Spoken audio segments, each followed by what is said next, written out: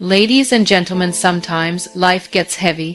You try hard, you push through, but things still fall apart. And in those moments, it is easy to blame the world, your past, your parents, your education, your luck. But what if I told you, your brain listens to everything you think? It stores every belief you repeat. It acts on every fear you feed. The truth is, success starts in your mind, not in your job, not in your circumstances, not in your family. If you want to change your life, you must first train your brain to believe it is possible. Your brain becomes what you feed it. Thoughts shape your future.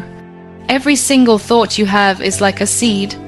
Plant fear, and you grow hesitation. Plant belief, and you grow courage. It sounds simple, but most people never stop to examine what they are feeding their minds with. Think about it. The words you say to yourself every day, the stories you repeat, the labels you accept, all of these shape your brain's reality, and your brain will follow whatever story you tell it the most. If you wake up every day thinking, "I'm not good enough," your brain starts to believe it.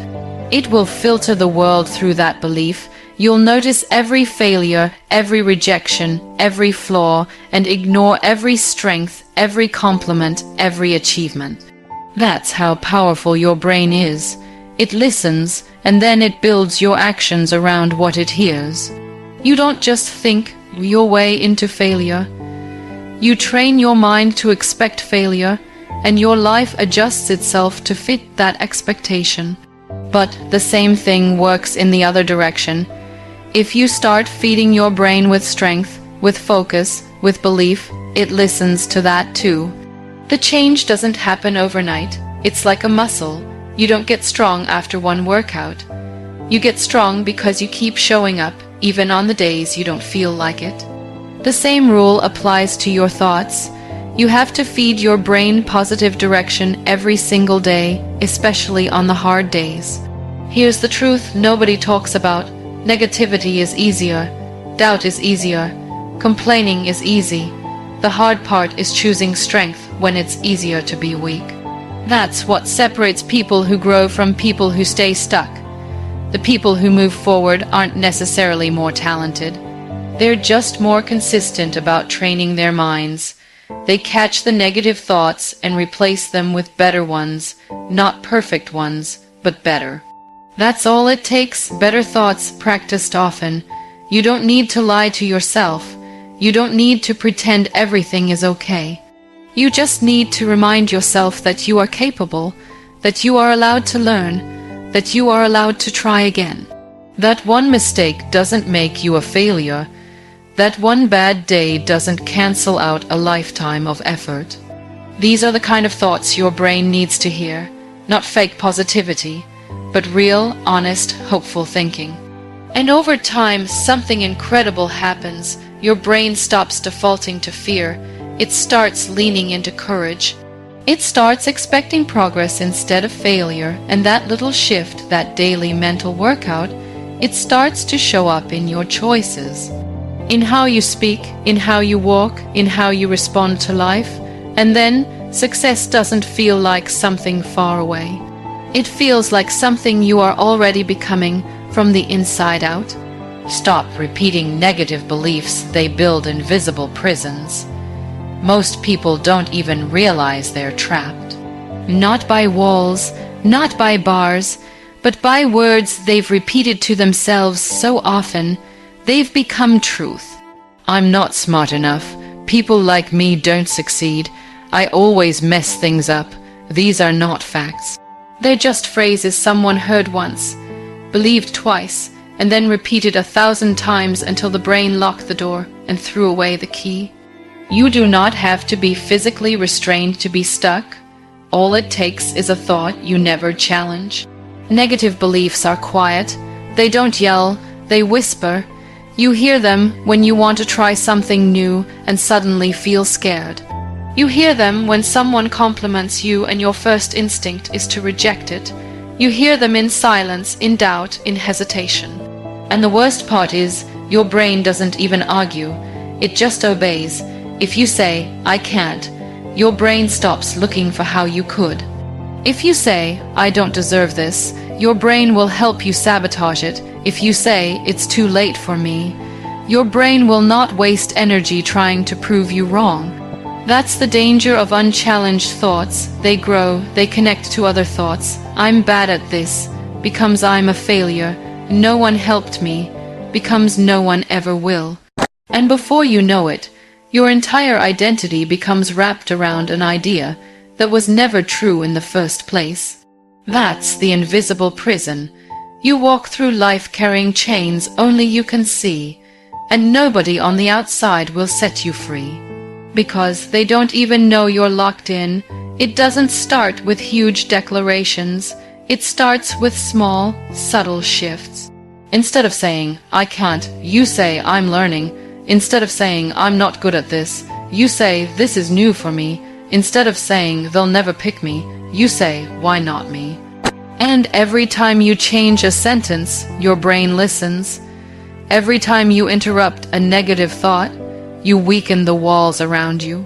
It's slow, it's boring, it's not Instagram worthy, but it works because your brain is always listening.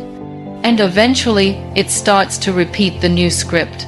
But here's the hard truth: your brain loves patterns, even unhealthy ones, especially familiar ones, because they're safe. So when you start breaking out of those old beliefs, it feels wrong at first. It feels uncomfortable to say something kind to yourself. It feels fake to imagine yourself doing well. That's not because you're lying. That's because your brain hasn't adjusted yet. And if you give up in that moment, the old beliefs win again. That's why awareness is everything. You must catch the thought before it takes over. You must be able to say, "Wait, where did that come from?" before you act on it. Because beliefs shape behavior, behavior shapes life, and if you never question the belief, the life never changes. You'll keep ending up in the same places, facing the same walls, wondering why things feel stuck. You are not broken. You're just programmed, and the good news is, programming can be rewritten, but you must stop feeding the same script that hurt you. You must stop repeating the words that limited you. You must stop carrying the story that someone else wrote for you. Because the day you stop repeating it is the day your mind becomes free to write something new. Replace doubt with daily positive rituals. Consistency rewires the mind. Doubt does not knock on the door and introduce itself. It slips in quietly, showing up as hesitation, second guessing, procrastination, or pretending to be realistic. And once it gets comfortable, it becomes your default setting. You wake up already doubting yourself. You hesitate before speaking. You overthink every decision. It becomes so normal that you do not even realize it is doubt. You just think it is your personality. But it is not. It is a habit, and like any habit, it can be replaced. The only way to change doubt is not by fighting it, but by building something stronger in its place. That something is a routine, a daily ritual that reminds your brain what to believe, because here is the thing, your brain learns by repetition. You tell it something once, it shrugs. You tell it 100 times, it listens. You tell it every day with action, it obeys. That is why one motivational video does not change your life, but a habit repeated daily does.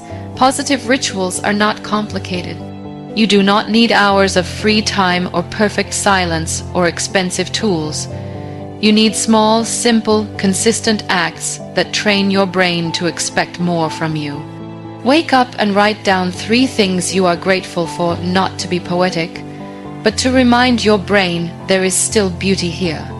Look in the mirror and speak to yourself with respect, not because it is magical, but because your brain needs to hear your own voice say something kind. Read 1 page from a book that inspires growth. Move your body even if it is just for 5 minutes. Breathe with intention before you check your phone. These are not just routines, they are signals, and your brain is always scanning for signals. When you do the same small thing every day, your brain starts to attach meaning to it. That morning gratitude list. It becomes proof that life is not all bad. That moment of stillness before the chaos. It becomes proof that you can create peace inside your own mind. That walk you take when you are frustrated. It becomes proof that you do not have to sit in your emotions forever. These things start small, but small does not mean weak. Small means sustainable, and sustainable means transformational. The people who seem unshakable are not fearless. They are trained. They have taught their minds to pause before reacting. They have practiced responding instead of panicking. And all of that came from repetition, from doing the mental push-ups when no one was watching, from choosing to show up for themselves before the world asked anything from them. That is what rewiring looks like. It is not flashy, it is not loud, but it is steady. If your mind is full of doubt, you are not broken. You are just under-practiced in self-belief, and practice begins with a choice. You do not wait for motivation. You do not wait for the perfect mood. You pick one thing, one ritual, and you do it every day like it is your job. Because it is. Your mind is your responsibility, and if you want it to support your success, you have to train it to do that. Not with occasional inspiration, but with consistent action. Doubt gets weaker when discipline gets stronger. And discipline grows when you show up for yourself again and again, until it feels like breathing. Success begins when you take control of your inner dialogue, not when you get a promotion, not when the world finally notices you, not when everything feels perfect. It begins the moment you stop letting your thoughts run wild and start choosing what stays and what goes. Most people live their entire lives listening to a voice in their head that is not even theirs. It is a mix of old criticism, past failures, school bullies, cultural pressure, and childhood fear. And yet they believe it without question. That voice becomes the narrator of their story, and they never realize they have the power to change the script. Your inner dialogue is the most constant conversation you will ever have. You speak to yourself more than you speak to anyone else. And the tone, the words, the assumptions, they shape your confidence, your choices, your reactions. When that voice tells you you are not enough, you start to shrink, you second, guess yourself in meetings. You over-explain yourself in relationships. You say yes when you want to say no. You hold back because the voice said you would mess it up anyway. That voice does not have to scream to do damage. It just has to be consistent. The good news is, you are not stuck with that voice. You can challenge it, you can change it, you can teach it a new way to speak, but it takes awareness. You have to start noticing what you are telling yourself when things go wrong. Are you kind or cruel? Are you forgiving or punishing? When someone gives you a compliment, do you accept it or reject it internally before even smiling? These are the small signs of an inner dialogue that needs rewiring, and it starts with interrupting the automatic patterns. The next time your mind says, "I always fail," stop it. Ask, is that true every time? The answer is almost always no. The next time your thoughts go to, "I am not good at this," shift it to, "I am still learning this." These are not tricks. They are mental corrections. You are not lying to yourself. You are breaking the loop. You are choosing to speak in a way that moves you forward instead of keeping you stuck. Control over your inner dialogue is not about becoming positive all the time. It is about becoming intentional. It is about deciding that you will not let a bad mood write your whole day. It is about refusing to let the version of you from 5 years ago dictate what today looks like. You are allowed to speak to yourself with patience. You are allowed to give yourself the same encouragement you give your friends. That is not arrogance. That is mental responsibility. Over time, your brain adjusts. It starts expecting gentler language. It becomes less sensitive to failure, more open to growth, less reactive to criticism, more trusting in your own process. And that is when confidence starts to grow, not as a loud performance, but as a quiet understanding that you can handle what comes your way. It is not about believing you are the best. It is about knowing you are trying your best and treating yourself like someone worth supporting. This shift does not happen in one day. It happens in moments, a pause before a negative thought, a breath before you say something harsh to yourself, a small sentence like "I can figure this out" instead of "I am so dumb." These are the tools. This is the work. Not glamorous, not easy, but powerful. Because when you take control of your inner dialogue, you stop being your own enemy. You stop playing against yourself, and you finally give yourself the chance to succeed without the weight of your own voice pulling you down. Use failures as mental strength training, not identity. Failure is uncomfortable, and that is why most people avoid it. They build their lives around safety, routine, and predictable choices, not because they lack talent, but because they are terrified of being seen falling short. Somewhere along the way, they were taught that failure is shameful, that it is a label, not an experience. And once you start seeing it as a label, it becomes your identity. "I failed" turns into "I am a failure," and those words are heavy. They sit inside your mind and echo every time you want to try again. But failure is not a name tag. It is a weight, and like any weight, it is meant to be lifted, not worn. The people who grow are the ones who learn to lift that weight, again and again, even when it hurts. They do not let failure define them, they let it refine them. That is the difference between those who stay stuck and those who rise. The ones who rise do not pretend failure did not happen. They just refuse to let it be the final chapter. When you fail at something, your brain tries to protect you. It tells you to back off, avoid the risk, don't embarrass yourself again. And if you listen to that voice without questioning it, you stop, you pull back, you hesitate the next time you're given a chance. You lower your standards not because you want to, but because you're afraid of the emotional cost. And slowly your life gets smaller, not because you failed, but because you never tried again. The truth is, failure is data. It gives you information. What didn't work? What needs adjustment? What boundaries were crossed? What skills were missing? But the emotional part of the brain does not like data.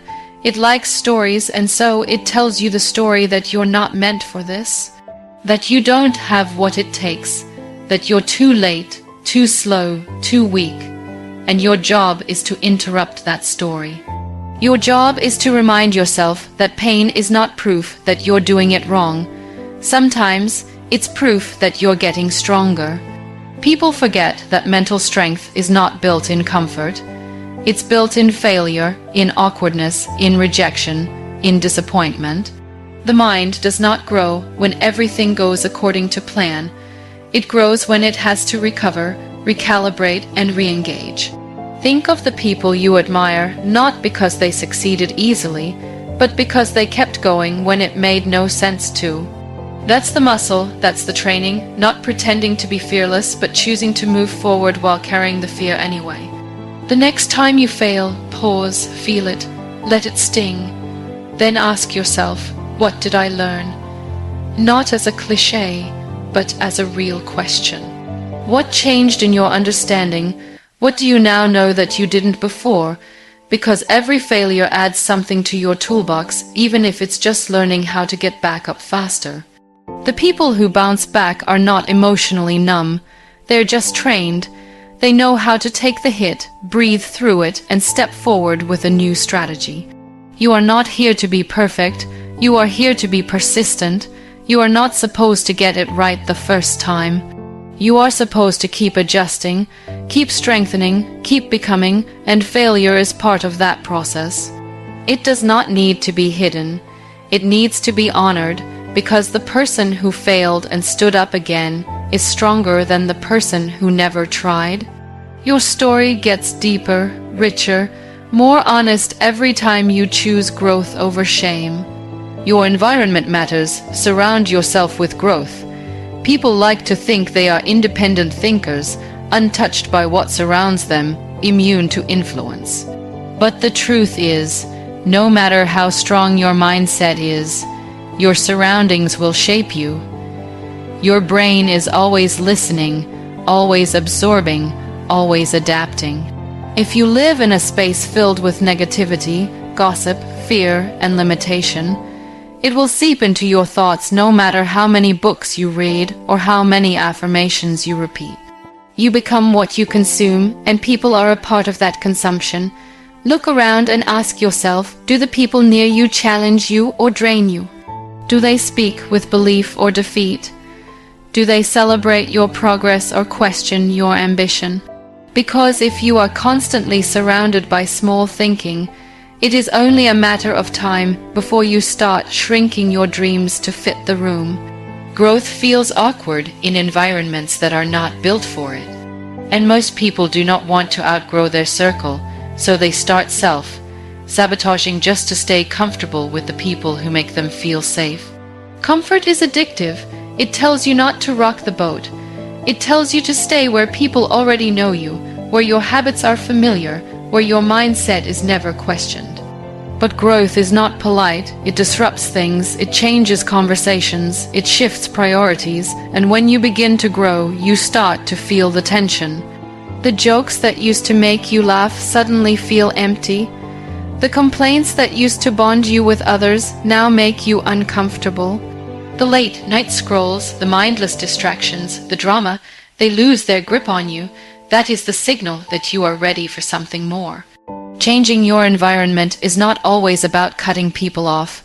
It is about creating space for people who reflect where you are going, not just where you have been. Sometimes that means spending less time with the loud voices and more time in silence, with mentors, with books, with spaces that push you forward. It means becoming intentional about what fills your time and who fills your energy. You start asking yourself if the people around you fuel your clarity or confuse your purpose. And when the answer is no, you begin to shift, not because you are better, but because you are becoming. It is easy to stay stuck when everyone around you is stuck. It feels normal. Struggle becomes the common language. But when you place yourself in a room where people are building, creating, risking, learning something inside, you wakes up. You stop making excuses. You stop blaming your past. You start asking better questions.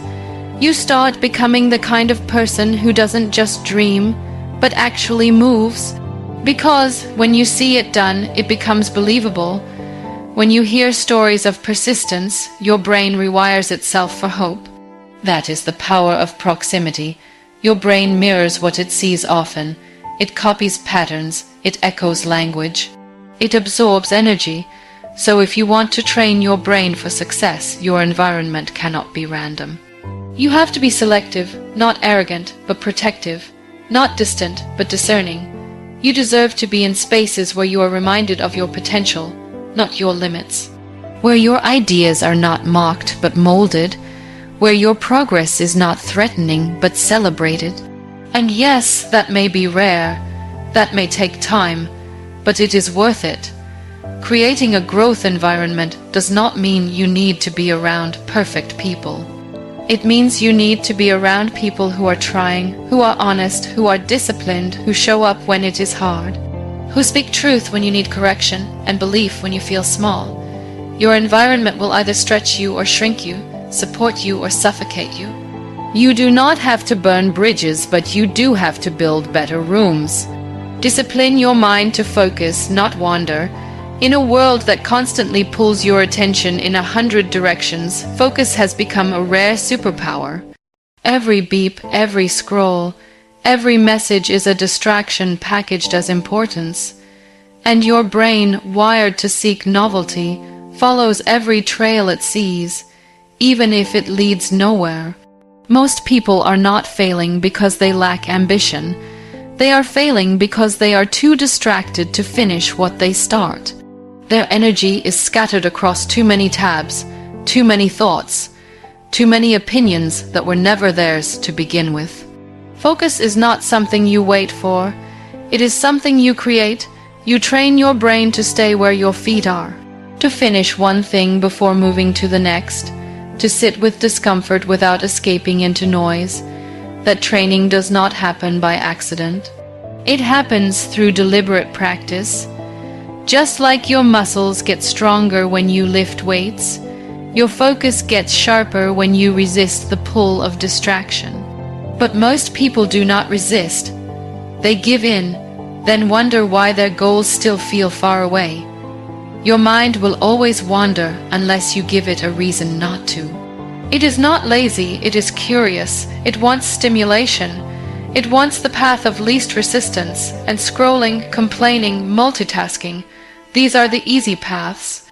Discipline is what teaches your brain that easy is not always useful. Discipline is what says, we are staying here, we are doing this, even if we are bored, even if we are tired, even if no one is watching.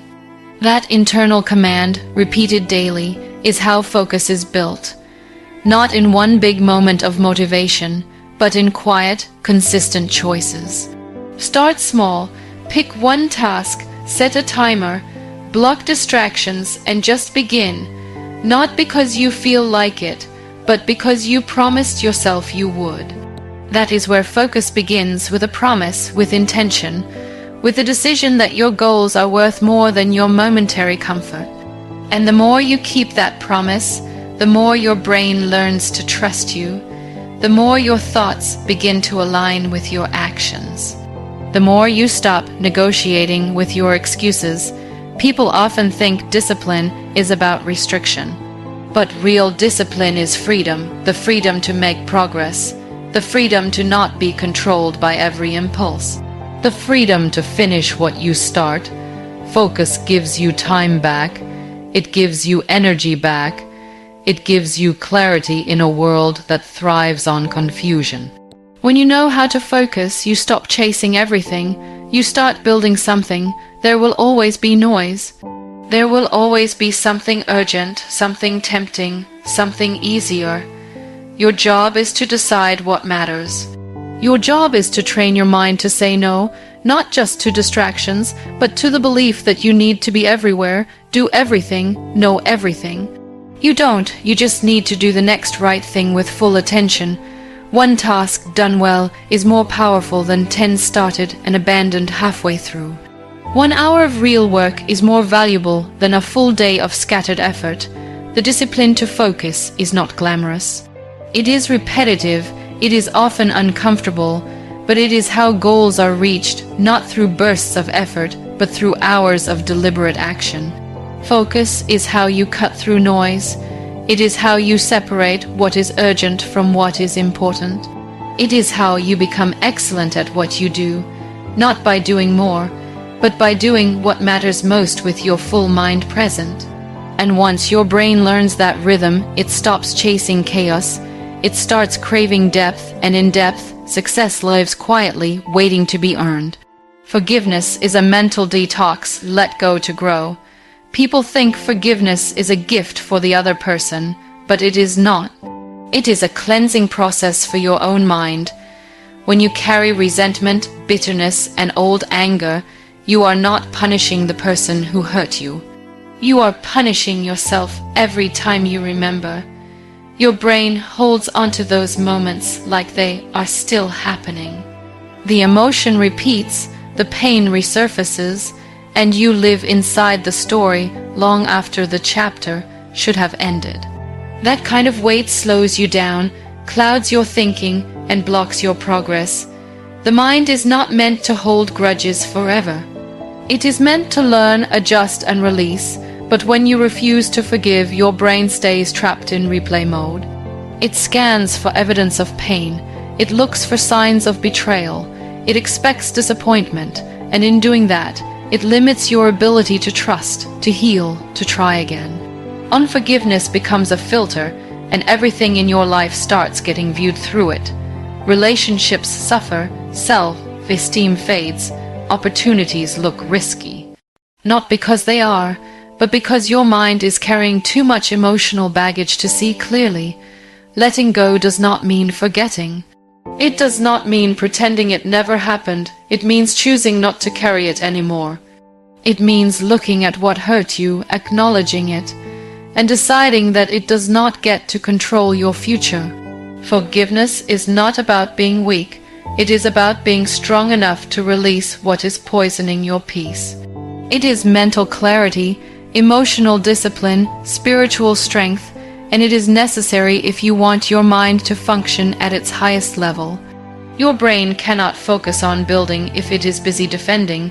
When you are stuck in resentment, your thoughts are defensive, not creative. You are more likely to push people away, misinterpret situations, and sabotage your own growth. You might think you are protecting yourself, but really, you are keeping yourself small. You are guarding wounds that should have been cleaned, not worshipped. Forgiveness is the mental reset that allows your brain to stop surviving and start thriving again. Forgive others, not because they always deserve it, but because you deserve peace. You deserve to stop carrying conversations in your head that happened years ago. You deserve to wake up without that heaviness. You deserve to stop reacting from old pain, and just as importantly, forgive yourself. You cannot grow if you are constantly punishing yourself for who you were. You cannot evolve if you do not believe you are allowed to begin again. The past cannot be changed, but your relationship to it can. Forgiving yourself is one of the hardest things you will ever do. Because your brain remembers your own mistakes more vividly than anyone else's. It replays the moments you wish you could undo. It highlights your flaws in high definition. But that memory is not meant to punish. It is meant to teach. You are not supposed to forget your failures. You are supposed to grow from them, and that growth is only possible if you release the shame attached to it. Create space in your mind for new thoughts by clearing out the old. That is what forgiveness is, a mental detox. It is choosing to feel lighter. It is deciding to give your energy to the future, not the past, and you do it over and over again, not because it is easy, but because it is healing. Every time you forgive,